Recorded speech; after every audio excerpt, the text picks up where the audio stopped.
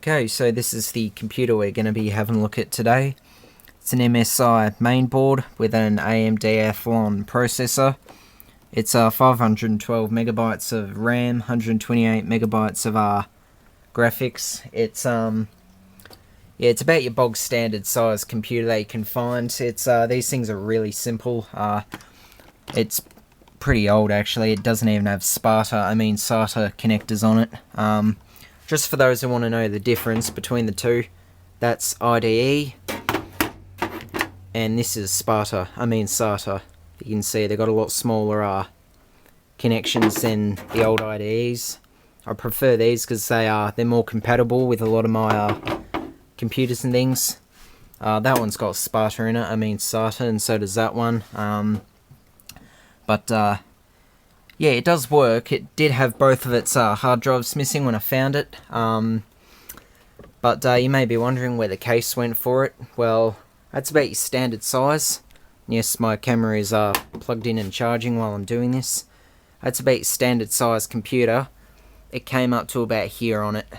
It was a very big case. It was there was more empty space than there was circuits inside it, so I just pulled all of this out and wrapped it up in bubble wrap and anti-static plastic, and yeah, ditched the rest for scrap steel since it wasn't really worth keeping. It was far too big for me to be able to store anyway, so. But it does still work alright. I've got a empty hard drive on it at the moment, just to see whether it boots to it or not, and whether there even is anything on it. All of the recovery gear showed it was empty, but you never know. But yeah, let's put some power to it and see what it does. I love that. All you gotta do is just push the button and she comes to life.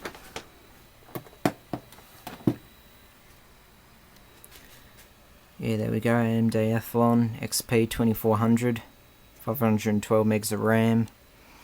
It's this thing would have only had Windows XP on it. It's too old to take Windows 98, unfortunately, and too new to take Windows 7, so yeah.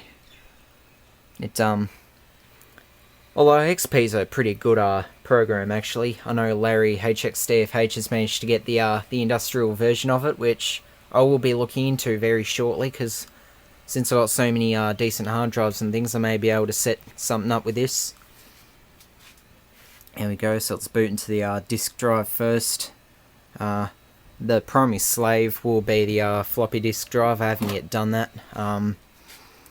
But when I get this thing properly set up in a smaller case, I might even use that, since I think the main board and that's dead. It turns on and starts the fans up, but that's as far as I can get with it, so I might just pull a board out of that and just swap it for this one and see what I can do. But one little test we will do is pull the hard disk drive out of this and actually put it on here and see whether it boots or not, because the RAM and the power supply are missing from this one, as you knew from the video I did on it when I found it. But yeah, everything else is there. It's doing something. Oh, there we go. And yeah, it's not going to go any further. I did leave it going just for the hell of it, but yeah. I'll chuck the other hard drive on, just see whether it boots to that or not. Well, unfortunately I don't think I'm going to be able to power this hard drive up, for the fact that it's a SATA as well. And like I said, this board doesn't actually take SATAs. But oh well, I might try this drive in another main board. Unfortunately this one takes a different type of RAM, so I don't really think I'll be powering it up anytime soon. But yeah, next up we'll move on to that Mac board, which is about there. We'll pull that apart and see what we can do with it. Well, here's our Macintosh main board apart. 2004 eMac this was out of. As you can see, it's a double-sided board, but that's the main processor right there. I'm guessing these will be the chipset. It's got two IDE connectors on it, one for the hard disk drive and one for the CD drive. That's the RAM for it, which is Samsung 256 megabytes. It's a special Mac RAM. I'm not really sure if it's compatible for any other computers that I've got, but anyway, it's definitely worth keeping.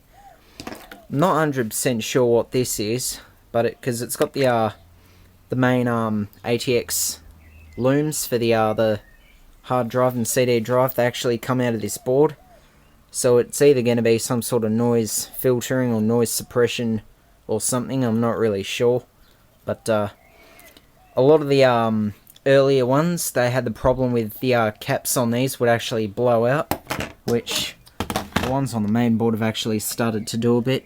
All of these ones here have all taken a dump, but yeah, the problem was actually bad capacitors. They were putting underrated caps on a too high rated board, and as a result of that, they were all blowing up.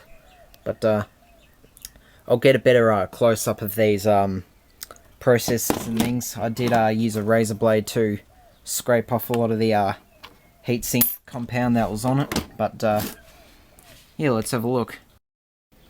And I know a while ago somebody messaged me saying they wanted to see a Pentium 3 processor unit. Well, I can't really remember who it was, but this is what one looks like. Of course, there'd be a special header that this will plug into. As you can see, it's got a very complex pin-out structure on it. Of course, double-sided.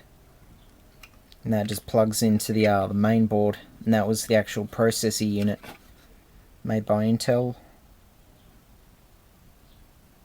Always like those little pearlescent stickers they put on them. They're kind of cool. Here's our main board. There's the processor here, which is made by Motorola. It's got a series of numbers on it, but I don't think the camera will be able to pick them up. Yeah, but yeah, that's the main processor, which is even smaller than the chipsets. And I know somebody will definitely, who's worked with Apple, will definitely know what these processors will all do. And there's those caps that went pop, tiny bit. You've got the headers. There will be a wireless internet connection there, that board there. And another pop cap. It's incredibly how tiny some of these little transistors and things are.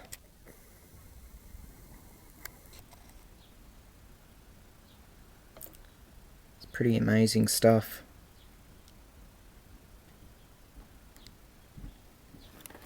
Oh well, thanks for watching.